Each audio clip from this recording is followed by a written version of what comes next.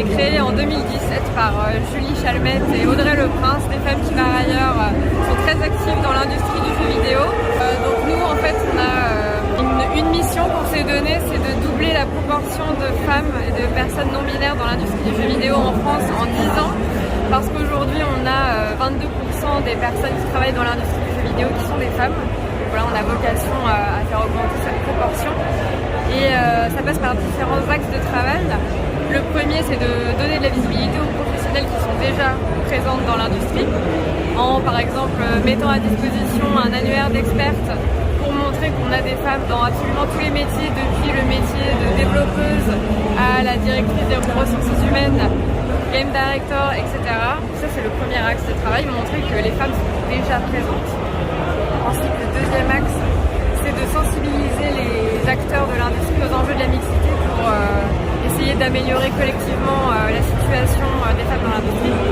Et enfin, le dernier axe qui est autour de la communication et de la sensibilisation, notamment des plus jeunes, où en fait on va intervenir dans des collèges et lycées pour susciter des vocations auprès des jeunes filles et leur montrer qu'il est possible de faire carrière dans le jeu vidéo.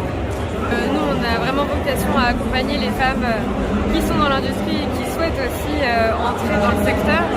Et donc effectivement, nous avons produit plusieurs guides en ce sens. Donc un premier guide autour de la diversité et de l'inclusion à destination des entreprises.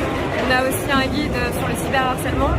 Et là, notre guide le plus récent qui vient d'être publié, c'est un guide sur les violences sexuelles et sexistes au travail, qui permet de donner un certain nombre d'éléments, de clés pour les professionnels, en vulgarisant le droit du travail et justement en permettant aux personnes qui vont consulter le guide de savoir comment se défendre en cas de situation discriminatoire ou sexiste.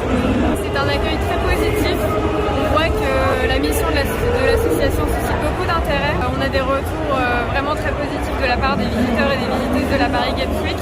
Je pense que la nouvelle génération est très joueuse, que c'est beaucoup plus centré dans les mœurs de jouer aux jeux vidéo quand on est une jeune fille. Et en fait, je pense que tout l'enjeu pour nous, c'est d'arriver à garder ces jeunes filles qui jouent pour qu'elles continuent à jouer à l'âge adulte et qu'elles envisagent de travailler dans le secteur du jeu vidéo.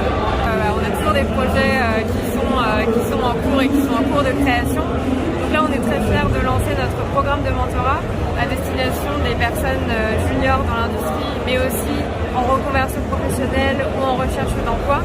Et en fait, donc, on va avoir ces personnes, donc femmes et personnes de genre marginalisées, qui vont être accompagnées pendant 6 mois par des mentors expérimentés. Et l'idée, c'est vraiment de leur donner toutes les clés pour avoir une carrière qui soit la plus épanouissante possible, et aussi leur donner des conseils pour savoir comment progresser dans leur carrière. Quel conseil vous donneriez aujourd'hui à une jeune femme qui a envie de démarrer dans ce milieu ? Eh bien, déjà, je lui dirais de foncer, parce qu'il y a énormément d'opportunités dans ce secteur, il y a une infinité de métiers, c'est passionnant. On est vraiment au cœur de toutes les évolutions de la société, donc c'est vraiment très intéressant. Et moi, ce que je dirais, c'est que d'un côté, évidemment, il y a les cursus de jeux vidéo dans lesquels on peut se former à un certain nombre de métiers, mais on peut arriver aux jeux vidéo par plein de chemins différents. Moi, par exemple, j'ai fait des études littéraires et aujourd'hui, je travaille dans le secteur, donc ça montre que tous les chemins mènent aux jeux vidéo. À votre avis, quelle est la proportion de femmes qui travaillent au sein des studios de développement en France en 2021 ?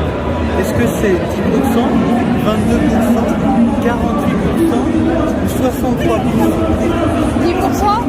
48. Eh bien, c'est seulement 22%. 22%. Ça, C'est pas énorme, hein. mais c'est quand même une croissance de 3 points depuis 2020. 3 points depuis 2020, d'accord. Est-ce que vous regardez un peu Twitch ? Alors, parmi les 100 streameuses Twitch les mieux payées au monde, à votre avis, combien y a-t-il de femmes ? Réponse A, c'est 3. Réponse B, 23. Réponse C, 43. Et réponse D, 63. 23. 23.